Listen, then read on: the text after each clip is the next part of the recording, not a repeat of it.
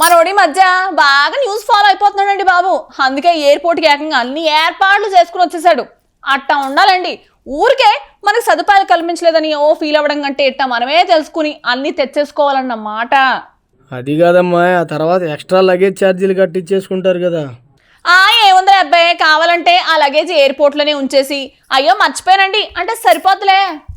ఇట్టాడు తెలివితేటలు నీకే ఉంటాయమ్మా. అవునులే, నీవన్నీ సాగు తెలివితేటలే కానీ ముందు మనోడు ఏం మోసుకెళ్తున్నాడో చూడు.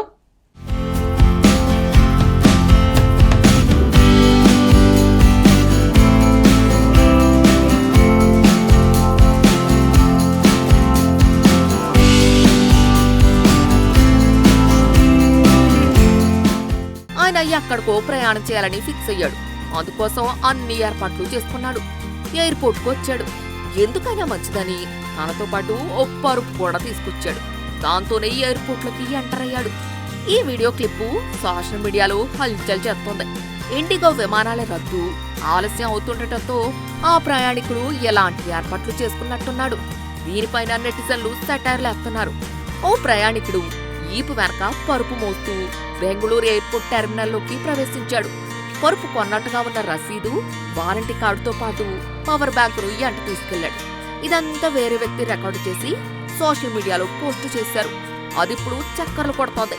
దీనిపై నెటిజన్లు ఫన్నీగా కామెంట్లు చేశారు. ఇండిగో విమానం టికెట్ బుక్ చేసుకున్న ఆ ప్రయాణికుడు గంటల కొద్దీ ఆలస్యం అవుతుందనే ఉద్దేశంతో అన్నిటికీ సిద్ధపడి వచ్చాడని ఓ యూజరు కామెంట్ చేశారు. విమాన ప్రయాణికులు స్లీపర్ కోచ్ ప్రయాణికులుగా మారారని మరొకరు కామెంట్ చేశారు. మరోవైపు సాధారణంగా రైళ్ల ఆలస్యం వల్ల ప్రయాణికులు ప్లాట్ఫారం పై నిద్రిస్తుంటారని, ఇప్పుడు ఎయిర్పోర్ట్లు కూడా రైల్వే స్టేషన్లా మారిపోయాయన్నమాట. ఇండిగో విమానాల రద్దు ఆలస్యం వల్ల విమాన ప్రయాణికులకి ఈ దుస్థితి ఏర్పడిందని మరొకరు ఆరోపించారు.